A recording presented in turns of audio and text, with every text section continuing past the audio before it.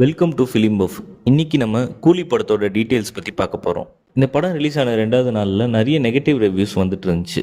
இவங்க என்ன எதிர்பார்த்து இந்த படத்துக்கு போனாங்க, அது என்ன இல்லை, எதனால் இந்த நெகட்டிவ் ரிவ்யூஸ்னு எனக்கு புரியல. ஏன்னா நான் படம் பார்க்கும்போது எனக்கு இந்த படம் ரொம்ப பர்சனலாக பிடிச்சிருந்துச்சு. இந்த படத்தில் எல்சியூ இல்லை, இது ஒரு ஸ்டாண்ட் அலோன் ஃபிலிம் தான். இந்த படம் பார்த்த சில பேர் சோஷியல் மீடியாஸில் சில கொஷின்ஸ்லாம் கேட்டிருந்தாங்க.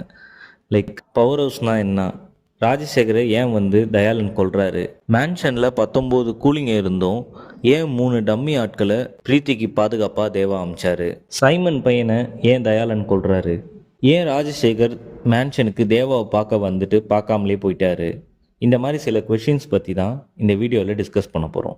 ஃபர்ஸ்ட், பவர் ஹவுஸ்ன்றது சரக்கோட பேர். அவர் ஃப்ரெண்டுக்கு 30 வருஷத்துக்கு முன்னாடி இதுக்கப்புறம் நான் சரக்கு குடிக்க மாட்டேன்னு சொல்லி சத்தியம் பண்ணுவார் தேவா. அப்போ அவர் லாஸ்ட்டாக குடிச்சிட்டு இருந்த சரக்கோட பேர் பவர் ஹவுஸ். ஸோ இந்த பவர் ஹவுஸ்ன்ற பேரை அவர் ஃப்ரெண்டுக்கும் அவருக்கும் உண்டான ஒரு கோட்வேர்ட் மாதிரி யூஸ் பண்ணியிருக்காங்க.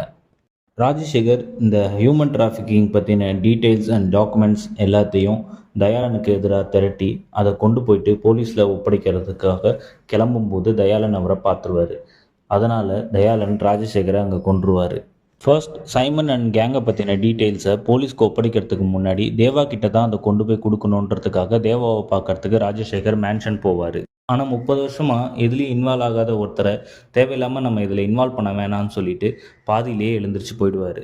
இதைத்தான் தயாளன் அவரை கொல்லும்போது 30 வருஷமாக ஒருத்தனை ஆஃப்லைன்லேயே வச்சுருக்கேன்றதை மீன் பண்ணி சொல்லுவார். தயாளன் சைமனோட பையனை தேவா சொல்லி தான் கொலை பண்ணுறேன் அப்படின்னு சொல்லி வீடியோ காலில் சொல்லுவார். ஸோ தட் சைமனுக்கு தேவா மேலே கோபம் வரும், தேவாவை சைமன் கொன்னுடுவாருன்ற காரணத்தினால அவர் அதை பண்ணுவார்.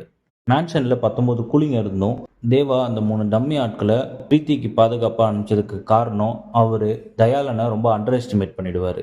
தயாளனை நம்ம ரொம்ப அண்டர் எஸ்டிமேட் பண்ணிட்டோம், நம்ம எதிர்பார்த்ததை விட தயாளன் ரொம்ப டேஞ்சருன்றதை கிளைமேக்ஸில் சொல்லியிருப்பார்.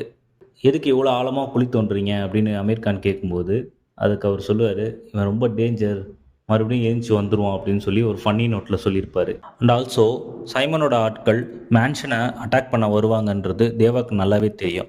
ஸோ தட் மேன்ஷனில் இருக்கிறவங்களையும் மேன்ஷனையும் காப்பாற்றணுன்னா அந்த 19 கூலிங்க அவர் கூட இருந்தால் தான் முடியுன்றதுனால அவங்கள எல்லாரையும் இந்த மேன்ஷன்லேயே தங்க வச்சுருப்பார்.